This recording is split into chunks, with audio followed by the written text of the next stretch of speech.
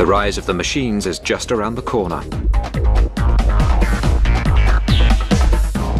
Robot technology is moving into a whole new world.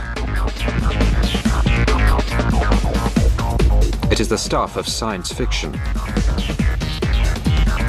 But should we fear the robot of the future?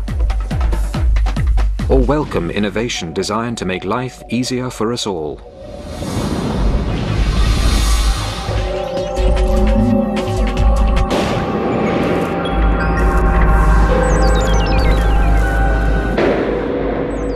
In the near future, robots may run our world. They could manage our cities, our money, even the details of our private lives. They don't have minds of their own, but could they? If they did, what would happen to us? We've seen it at the cinema. Man wiped out by creatures of his creation. For example, in the movie 2001, we had this beautiful spaceship with the state-of-the-art computer technology, and HAL was to carry out all commands given by humans. However, you know how humans are. We're messy. We give sloppy commands, and commands were given to the computer that logically could not be carried out. And so the robot said, well, if the humans give me orders which cannot be carried out, the only logical way to carry out these ridiculous commands is to eliminate the humans. And that's precisely what the robot did. That's the problem with robots. No common sense.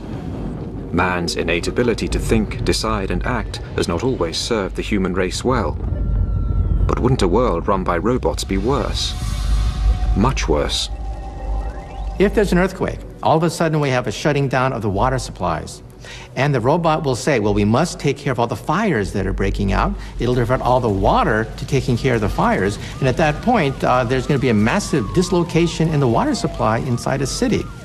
And the robot will simply not know which catastrophe is more important than another catastrophe. But such scare stories aren't slowing down robot research. In Japan, scientists are competing to recreate the human race in metal, plastic, and silicon.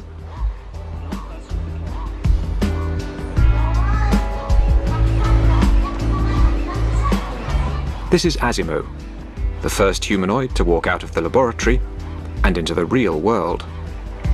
It's designed to look friendly, not the kind of robot who'd zap us with a laser.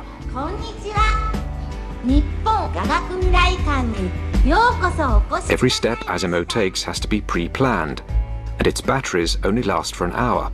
But it's taken nearly 20 years to get this machine up and walking. Masato Hirose was the project's chief engineer. It's our dream to come up with a robot that could be useful in people's everyday lives.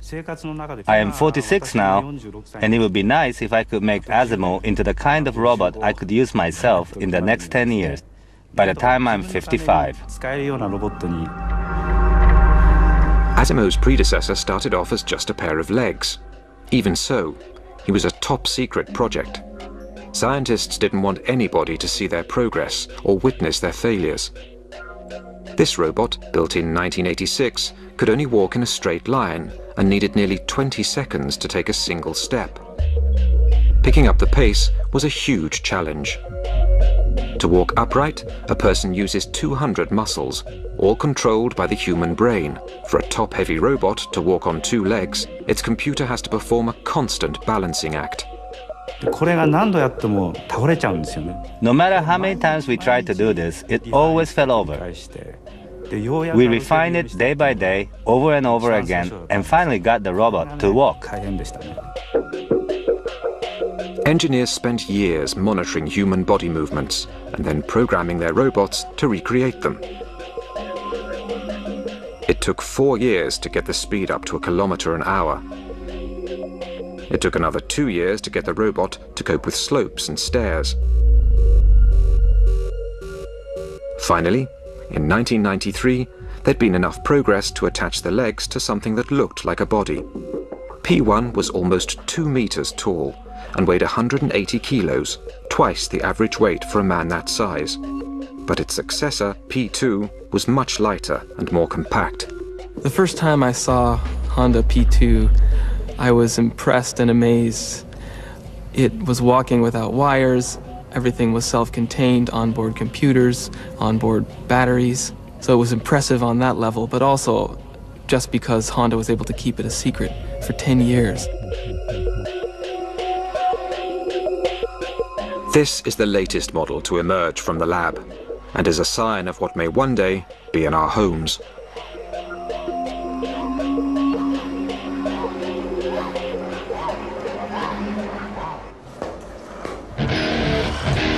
The quest to build the first artificial human is highly competitive.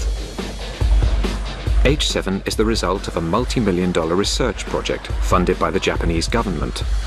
The objective?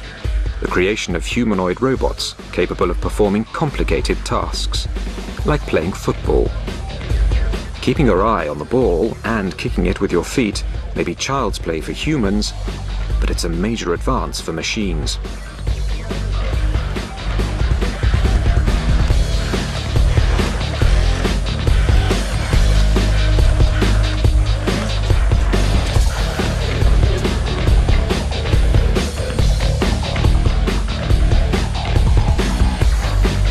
James Kuffner developed much of H7's software. If I tell my daughter to go fetch my keys from the kitchen table, I don't have to tell her, move your left foot in front of the right foot, turn 90 degrees, and then enter the kitchen door. She can do that automatically, and we'd like to get robots to have that level of autonomy. H7 can track the ball with its eyes and make its own decisions about how to follow, catch, or kick it. But there are limits to what it can do of its own accord. H7 may have mastered football, but it's not so good at other sports. A whole new set of software is needed just to get H7 to pick up a bat. H7 doesn't find the bat by using its camera eyes. Instead, every movement is planned in advance and written into its software. H7 is no use if the bat is put in a different place. The most intelligent robot in the world still can't match the coordination and agility of a toddler.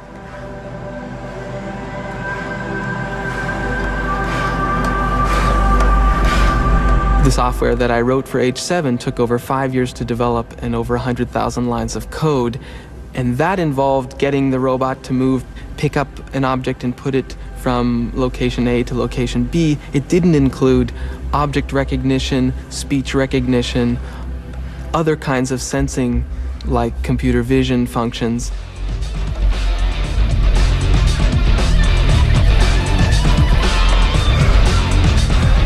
Robotics research has a history of constantly reinventing the wheel. Every time a new machine was developed, they had to write again from scratch the software to control it. So I really believe that we're not going to be able to make progress in robotics without some way to build upon the lessons learned. Despite the challenges, scientists are pushing forward the development of humanoids, believing there will soon be a need for them in the home and the workplace.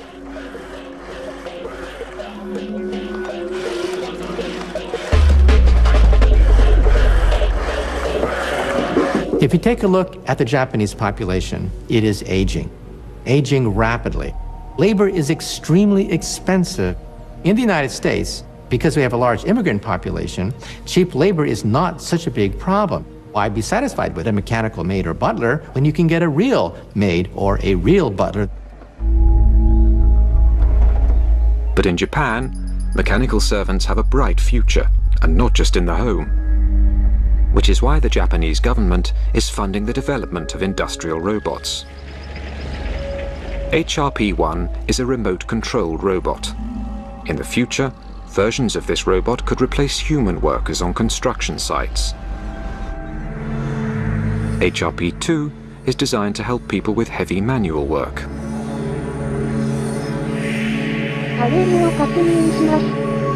It's remotely controlled by instructions given through a headset.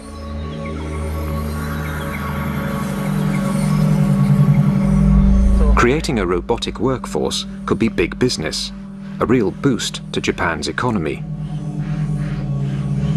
But there are still a few snags to overcome.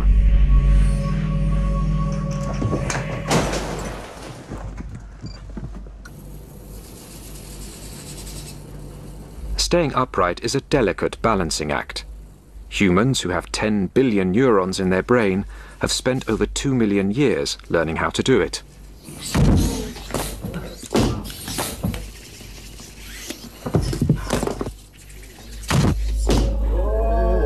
Morph 2 is a miniature humanoid, not always on its toes. Like a human, it can sense when it's off balance, but it's not always successful at compensating. But when it does manage to stay upright, its range of movement is impressive.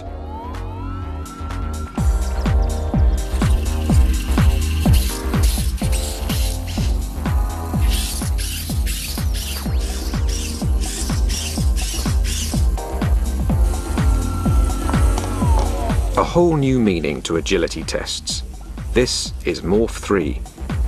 Its incredible flexibility is made possible by 26 joints, all coordinated by 133 sensors and gyroscopes, which detect changes in pressure and position. But they can't process all that information as quickly as humans, which is one reason they fall over so often.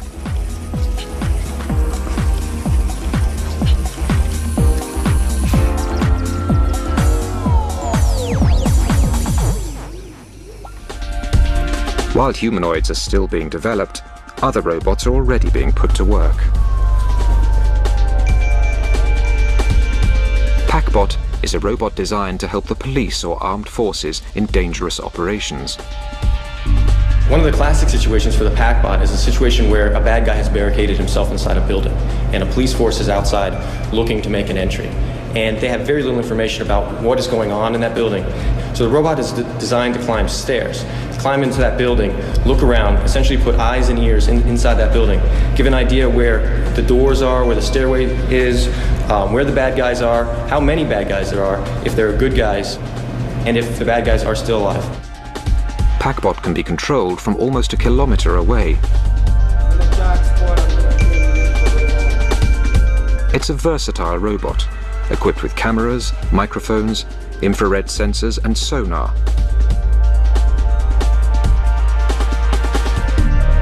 The satellite navigation system tells its operator where it is, as well as the role and pitch of the terrain. We're looking at adding chemical sensors, bomb detection sniffers, mine detection platforms. Basically any kind of sensor that you can come up with, we can incorporate on the back of the robot. PackBot is housed in an impact-resistant aluminium shell that can survive a 3-meter drop onto concrete at extreme temperatures. It can move at speeds of almost 20 kilometers an hour and through 3 meters of water. If it lands upside down, its flippers turn it over. One reason it's so tough, it has no wires that might break or become disconnected. I'm at the landing, clear at this point. Stairway clear? Clear. 1, 2, 3. Go. This is only a police exercise, but PackBot has already seen real-life action, having worked at New York's Ground Zero, helping in the search for survivors. And this is particularly important now where the loss of human life isn't tolerated anymore during war or military action, or civil action for that matter. Scientists are already working on the next generation of PackBots, with even more capabilities. The development of an extending neck will enable the robot to peer around corners.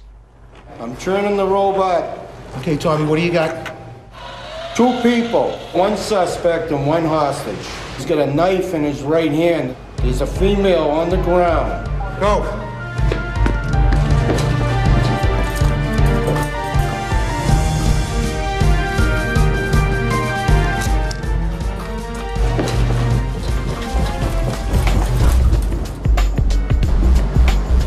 At the moment, PackBot works alone.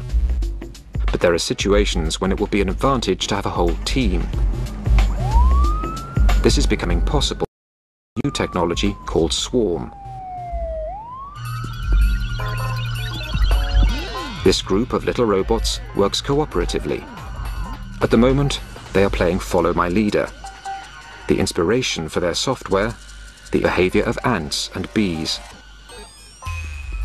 In nature, 20 million individuals in some of the larger societies of ants all come together and work for a common goal. And they don't have cell phones, they don't have internet, they don't have GPS, but yet they're able to work together collectively and to do complex things like map their environment, form paths, carry food around, communicate information to their nest mates, things like that. So we're trying to get some of that intelligence into robots. Swarm bots can talk to each other without human control. Follow My Leader makes communication easy, especially underground where radio links don't work. The swarm can pass messages through each other until they reach the surface. One robot can say, I need 5 robots to follow me, and 5 robots will run and compete to be the 5 that get to follow, and they'll follow this robot like a train. If one of the robots fails, maybe its motor dies, or maybe it gets caught in a crevice, the world is very difficult. It doesn't matter, because another robot can just jump in and take its place. Teamwork means the swarm can spread out at speed, covering a wide area quickly. The robots can create an up-to-the-minute moving map of the disaster area. So, for example, you could put a lot of swarm members into a burning building, and they could spread out. And they could all have sensors that say where the hot spots are, where the smoke density is, where people might be found. So you've got this map that's growing very quickly. One robot wandering around could never do that. Ultimately, the goal is to construct thousands of swarm robots, clever enough to take on intricate tasks in difficult environments, such as searching for landmines, rummaging through rubble in the aftermath of an earthquake, or even exploring forbidden planets like Mars.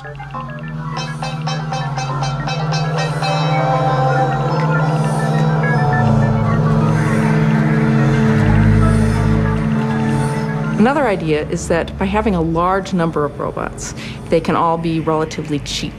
It's not so important if one of them breaks. So now, if you wanted to have a mission on Mars, for example, imagine dropping 1,000 robots. It doesn't matter if 80% of them fail when they're dropped. There's still 20% down there that are running around collecting information. Whereas if you just had one very expensive robot and it broke, the mission has failed.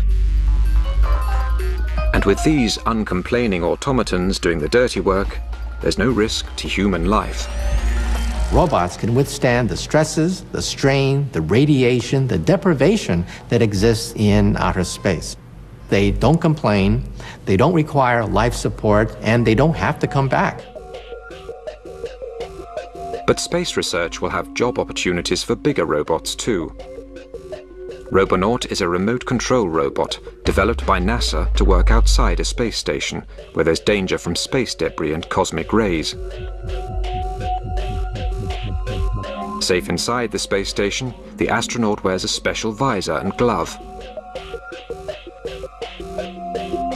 When he turns his head, the robot's head turns too, and sends back video images of what it can see. When the astronaut moves his hand, the robot mimics the action. One advantage of humanoid robots is that they can work with tools and equipment designed for people to use. But if you don't live in a space station, you might want something a little bit friendlier around the house.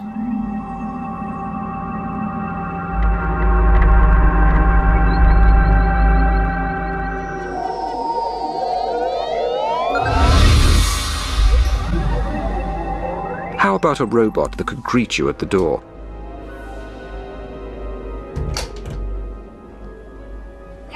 This is Papero, the first domestic robot, coming soon to a high street near you. Hello. 調子はどう? I'm fine, thank you. Yahoo! Papero stands for Partner Personal Robot. It's a PC on wheels. It could act as your personal secretary. It can take voice messages, send and receive email, even operate the TV. 6チャンネル. Hi, hi. Papero is programmed to respond to human requests. It recognizes 650 voice commands and speaks 3,000 phrases. It recognizes people by their faces and recalls facts about them, like their blood types and birth dates. You know when Papero is listening to you because its ears turn green.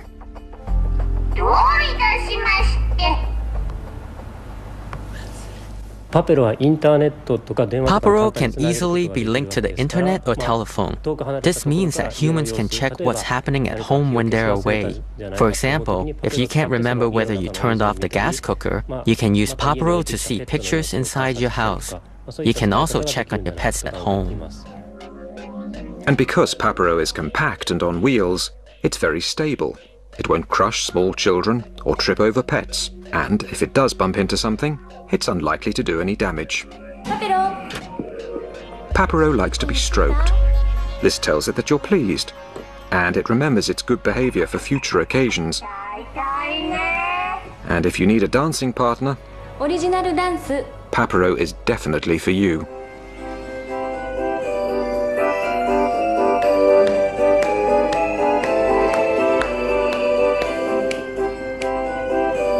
Papero can be as endearing or as irritating as a 2-year-old child.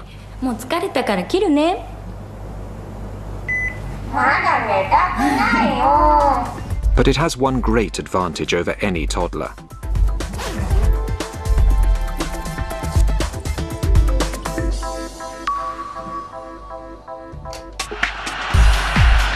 "20 years of research have gone into today's robots.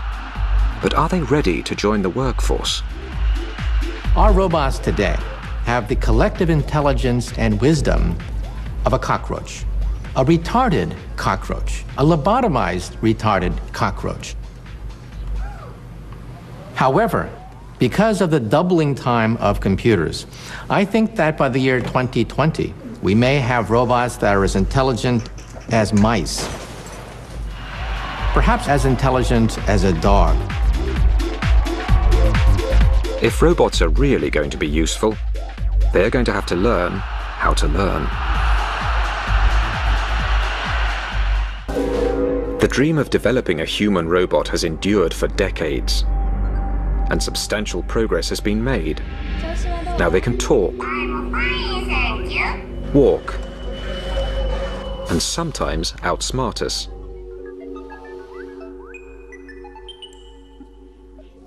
Playing chess against a grandmaster demands intellectual skill. But in 1997, the world's greatest chess player, Garry Kasparov, was beaten by a computer called Deep Blue. So, if they are so clever, why haven't we put them to work yet? The real problem, why we don't have mechanical maids and butlers, is the common sense problem. Things we take for granted are almost impossible to perform by robots.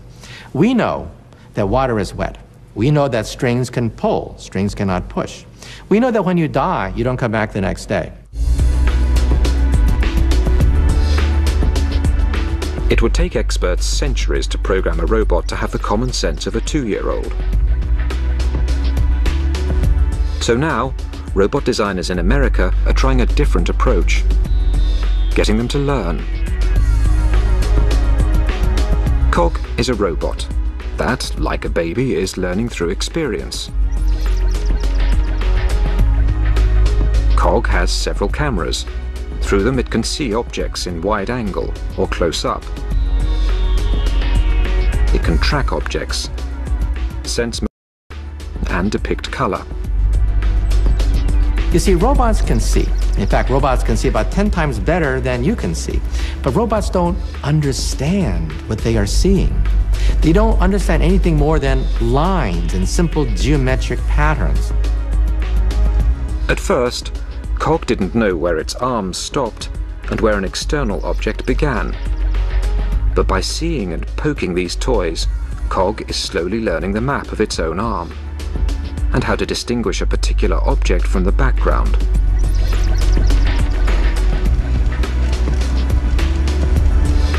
Cog now knows that cars move forwards or backwards, not sideways. So, even when the car is placed in a different direction, Cog hits it from the front or back.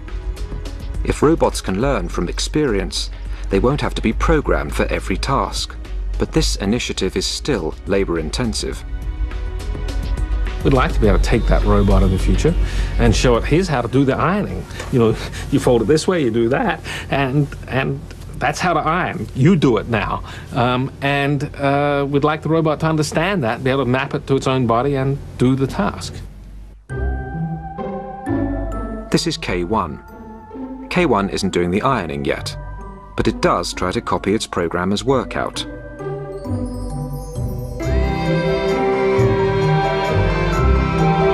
Judging by this performance, no one is going to let it loose on the ironing for some time.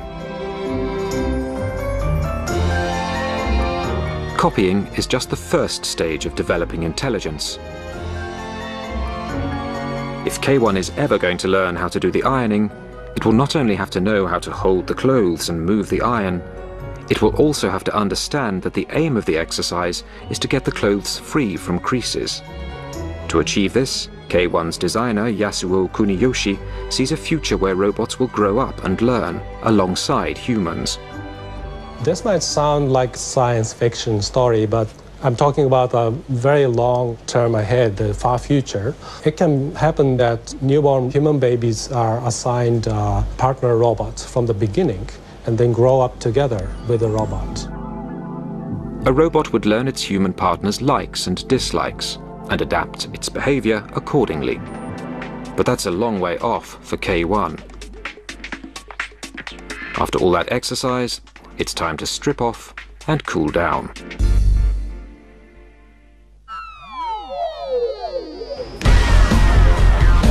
Here. Okay, you go, DB. Now you're playing. Darren Bentivania is teaching DB to play air hockey. DB's camera eyes have been set up to track the puck's bright color. So far, so good. As long as the lighting conditions don't change. Now you know how to play it. All right, getting a little better. But to play the game, DB not only needs to see the puck, but to predict where it will be a few seconds later. That's my score. The puck not always can be seen. Sometimes it goes underneath an arm or it's in a corner. So when this happens, DB cannot see the puck anymore. So it's almost as if you were to play air hockey and somebody was always to do this to you. So you're trying to predict, and then all of a sudden somebody covers your eyes, and then they take your hands away, and now the environment has changed. Yeah, okay, now hug the puck now. Do it up. Once DB has learned how to keep an eye on the puck, it then needs reasoning skills to decide its strategy.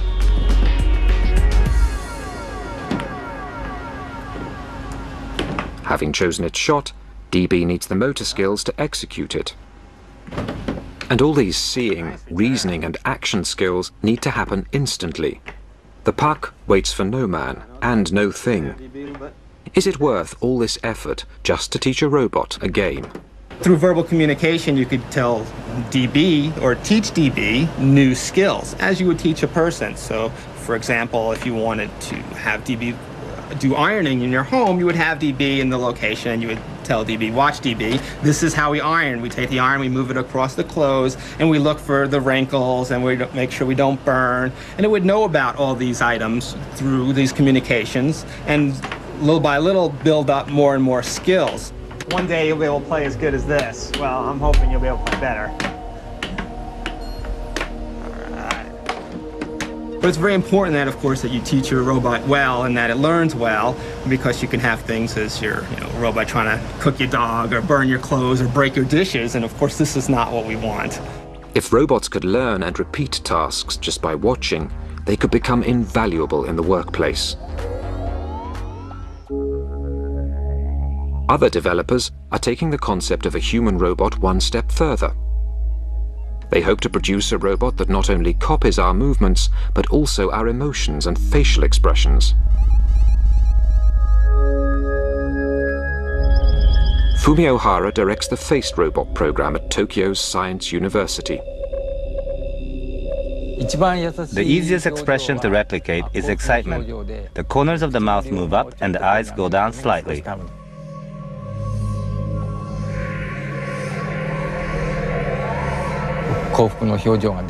But for surprise, the eyes get bigger and the mouth opens, like this.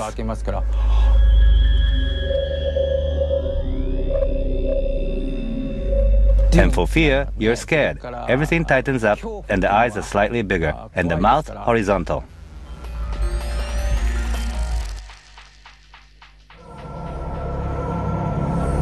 Not exactly a pretty face, but a functioning face, the first of its kind in the world.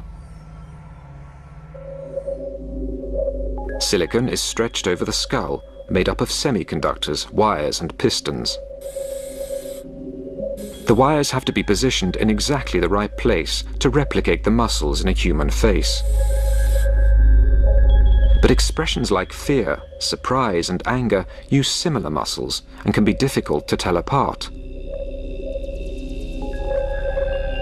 So it's hard to make the silicon look expressive. We call it virtual communication. We just want to find out how well a machine can fool people by creating realistic expressions.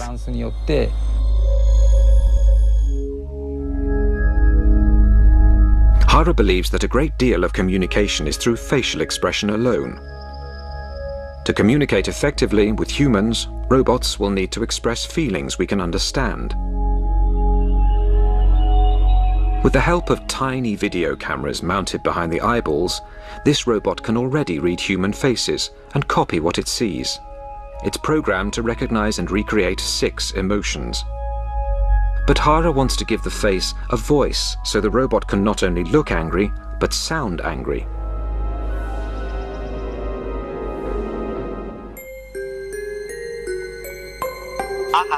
Meet WE4, Mr. Personality.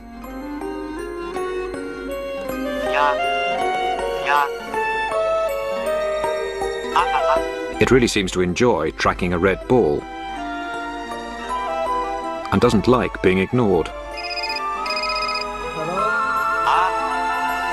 It shows surprise when the scientist opens a bottle of vodka, but it does like the smell.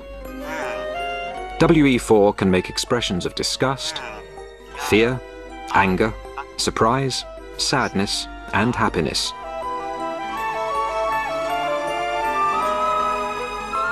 Once a robot can express these reactions spontaneously, it will be well on the way to having a personality.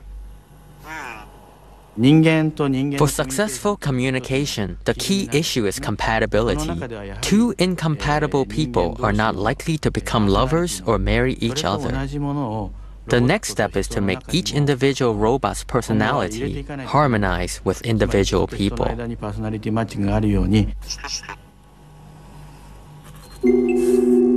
Rodney Brooks is developing a sociable humanoid robot he calls Kismet. Do you want to talk to me today? What do you think? I'm too close? What if I get this close to you? What do you think? Right now, Kismet is modeling a very young infant who doesn't really have language. So it babbles and does turn-taking, as you can do with a young infant, back and forth.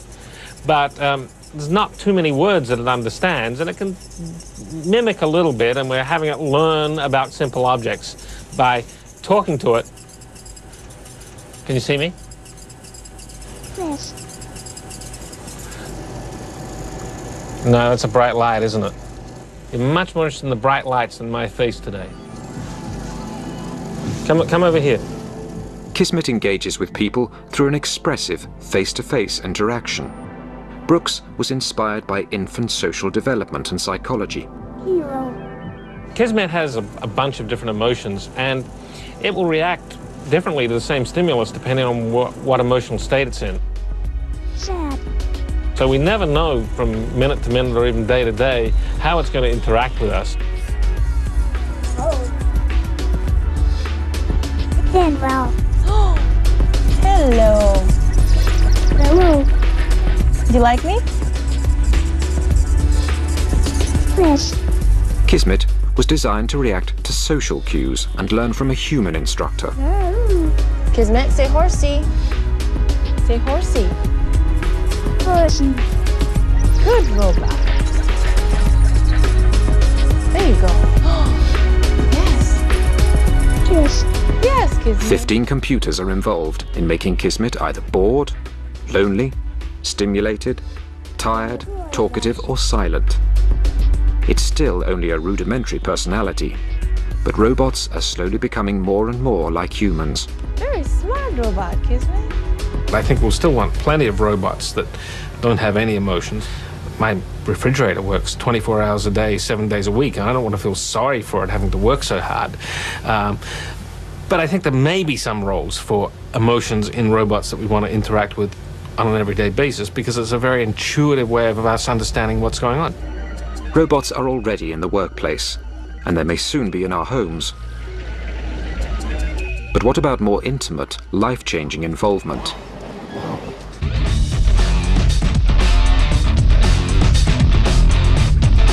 Eric Harper looks like anybody else. But one part of his body is completely robotic. 9 years ago, Eric lost his right arm in a printing press accident. The day I lost my arm, I had been working late. The rest of the shift had gone home, and I jumped up onto the machine and actually fell in and was drawn into the machine, and then it shut down. My arm's stuck in the press, and day shift isn't going to come in till 5:30. So I have 4 hours to wait. Eric was eventually rescued, but most of his right arm had to be amputated. I was right-handed, and having lost my arm, it was like, oh, well, this is going to kill me? No. I'm going to go on. I'm going to do what I want to do. I have a life to live, and it's not going to stop me. The robotics in Eric's new arm are designed to respond naturally to his body movements. The arm consists of microprocessors, circuit boards, motors and gears. It weighs nearly 3 kilos. Electrodes in the socket receive electrical impulses from what's left of Eric's muscles.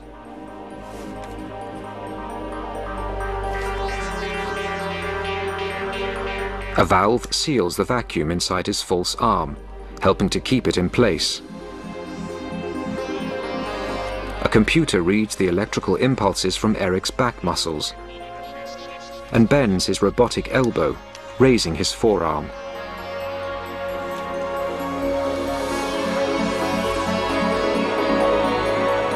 Eric can make his hand close by flexing his biceps and open by flexing his triceps. Like all robots, we have to run on battery power, and I have to pop out the battery on the bottom just like this, and then get a new battery and put it back. Occasionally I'll get caught and I'll just run out of energy.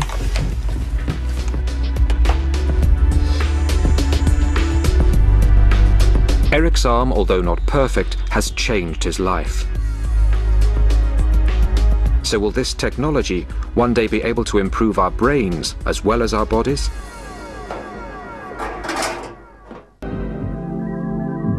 This stroke victim can't move or speak, but an electronic brain implant gives him the ability to operate a computer by the power of thought alone. His thoughts generate electrical activity in the implant, which is picked up by an aerial link to the computer. The signals are then translated into action, and the cursor moves on the screen. The brain is able to communicate with electronic devices really because they speak the same language, which is electricity. A two-way signaling system is being developed so that implants can also receive information from other parts of the body. We want to bring touch into the brain directly using stimulation through arrays of electrodes in the brain. And we think that it will be possible someday for people who are quadriplegic to be able to feel their body again. External brain stimulation is already being put to the test. This is the world's first radio-controlled rat.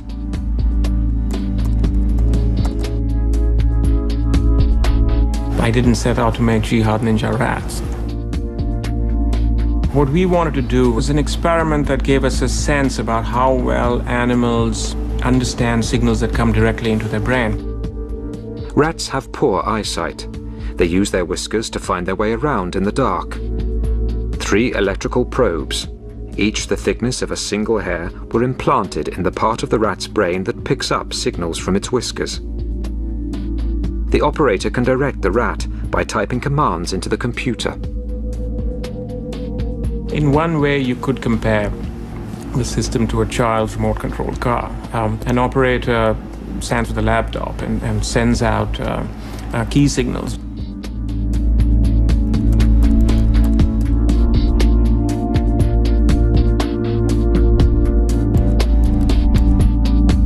When the signals are turned off, the rat becomes confused until the next signal is given.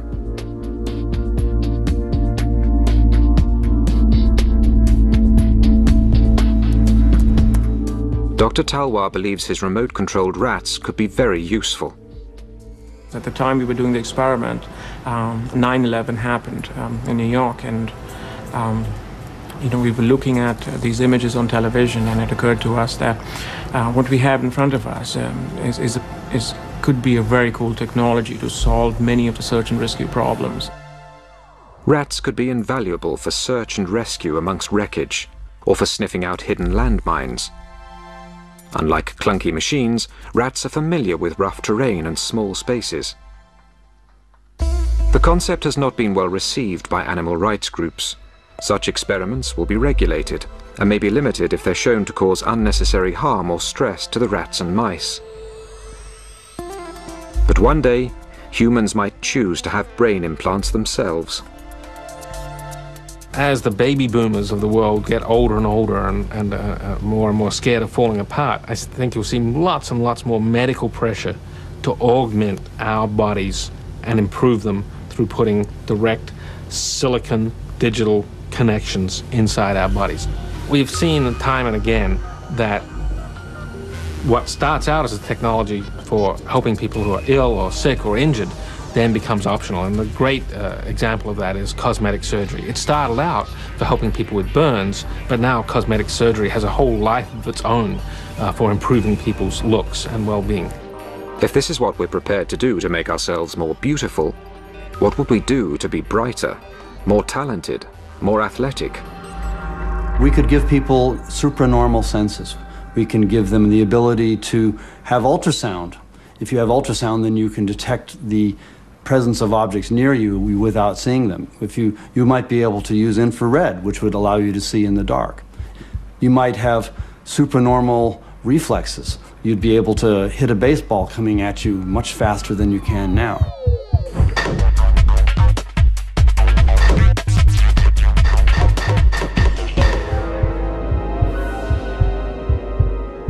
Once you have that, it's not very far to getting a wireless internet connection inside our head. So I fully expect 20 to 25 years from now, a lot of us, our grandchildren especially, will be walking around with wireless internet connections. And there will be robotic devices throughout our environment. Millions of chips will be embedded in our furniture, utensils and clothing.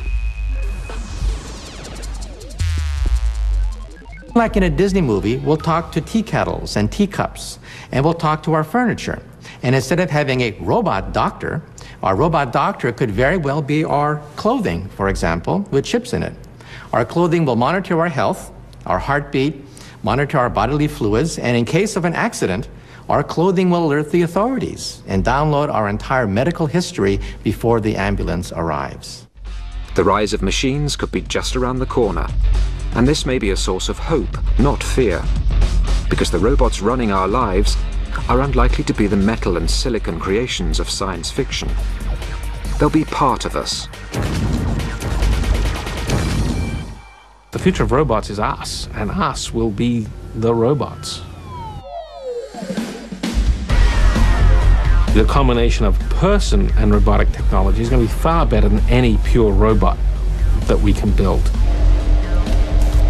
Our new robo-beings. A collaboration of man and machine, flesh and technology. Not Homo sapiens, but Robo sapiens. United in structure, brain, heart, and soul.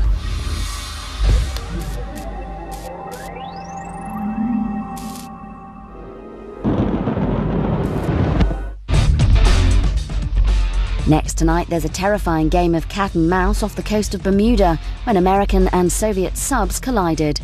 Nuclear sharks after the break.